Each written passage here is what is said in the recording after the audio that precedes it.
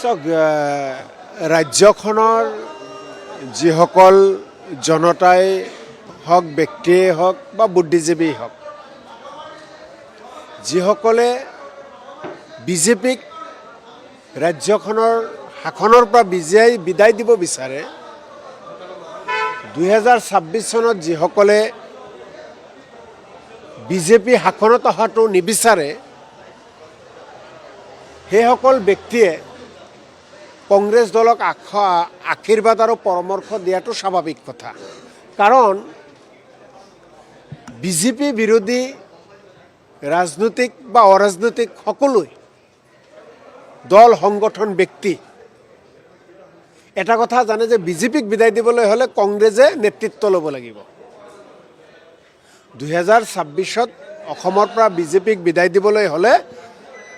কংগ্ৰেছে নেতৃত্ব ল'ব লাগিব বুলি অসমৰ বিজেপি বিৰোধী সকলো ব্যক্তি দল সংগঠন সকলোৱে জানে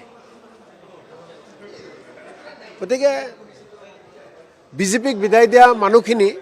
কংগ্ৰেছ দলক পৰামৰ্শ দি আছে আশীৰ্বাদ দি আছে এইবিলাকত মোৰ নো কমেণ্ট অখিল গগৈ ডাঙৰীয়াই কি কৈছে নকৈছে সেই বিষয়ত মই কোনো মন্তব্য নিদিওঁ মই আকৌ কৈছোঁ বিজেপিক 26ত অসমৰ পৰা বিদায় দিব খোজা দল সংগঠন ৰাজনৈতিক অৰাজনৈতিক সকলোৱে এটা সিদ্ধান্ত লৈছে যে বিজেপিক বিদায় দিবলৈ হ'লে কংগ্ৰেছে নেতৃত্ব ল'ব লাগিব আৰু এটা কথা সুধিছোঁ অখিল গগৈয়ে কৈছিলে যে বিৰোধী ঐক্য সন্দৰ্ভত একো নকওঁ এদিন নহ'লে বুলি কৈছিলে ৰাছেল হুছেইনে ক'ব বুলি কৈছিলে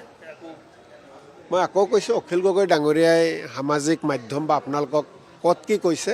সেই বিষয়ে মই জ্ঞাতও নহয় আৰু সেই বিষয়ে মই কোনো মন্তব্য নিদিওঁ চৰকাৰে কৈছে যে কয়লা খনন বন্ধ অবৈধ কয়লা খনন বন্ধ হৈছে কিন্তু বৰ্তমান আকৌ কয়লাৰ চিণ্ডিকেট আৰম্ভ হৈছে ৰাজ্যত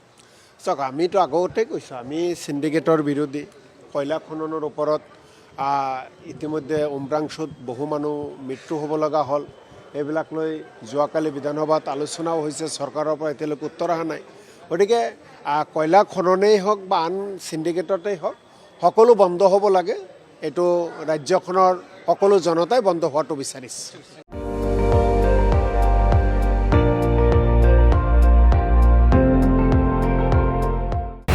আপুনি চাই আছে ND24 সৰ্বশ্ৰেষ্ঠ নহয় সৰ্বোত্তমৰ দৌৰত